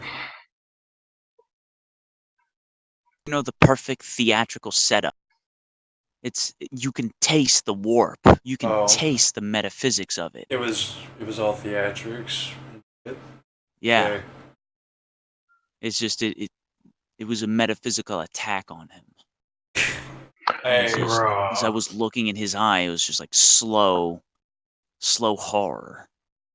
As oh no, oh no, I've humanized my car into being an anime girl, my anime girl, and I've just invited a man over to see it to try to harm him. See, he tried to metaphysically attack, and the riposte was raping that anime.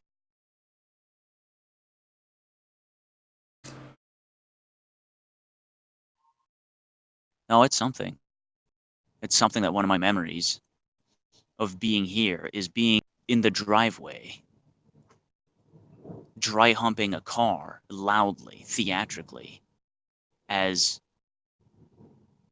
4 of my internet friends and 3 of their friends just sit there, standing watching.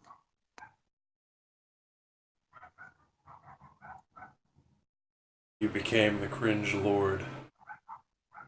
Yeah, the warlord. It's what you do. Challenging, Destruction came knocking. destroying the state of things with absolute cringe. Quickest You way have to to shatter. answer. every attack you have to answer with exponentially larger force. You want to cringe me? I will cringe you so much harder until you Absolutely ascend right. into a warlord.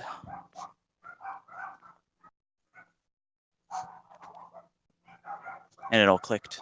It all came together. Yeah. The dog in the yard, huh? The dog in the yard. I think I'm gonna go now and kick Kyler awake. It's good to hear about. It was. A little bit about home. If you can even call this home.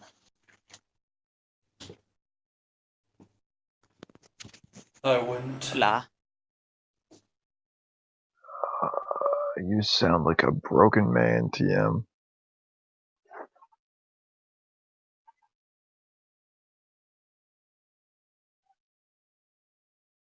Oh, you left.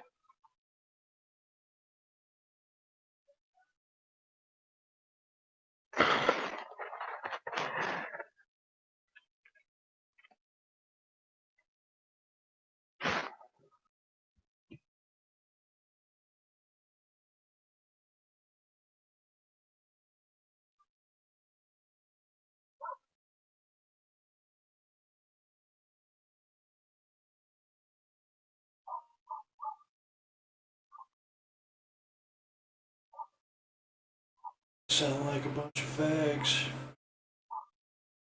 Yeah.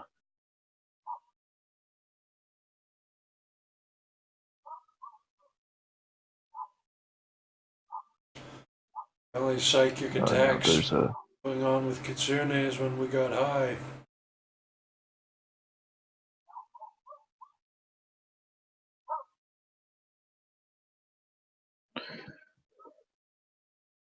TM is somehow responsible for this dog barking outside now. Senses a disturbance. The prison.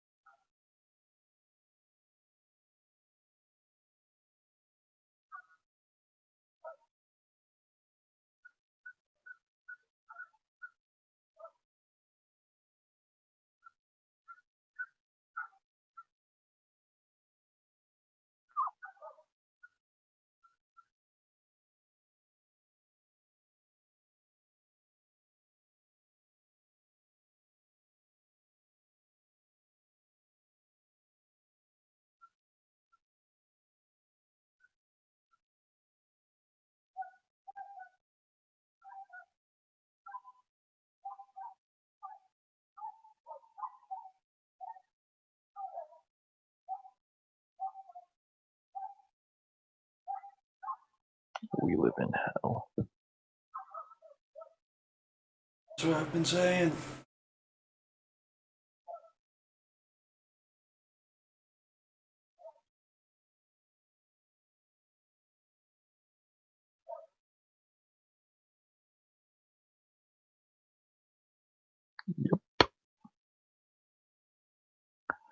Home sweet home.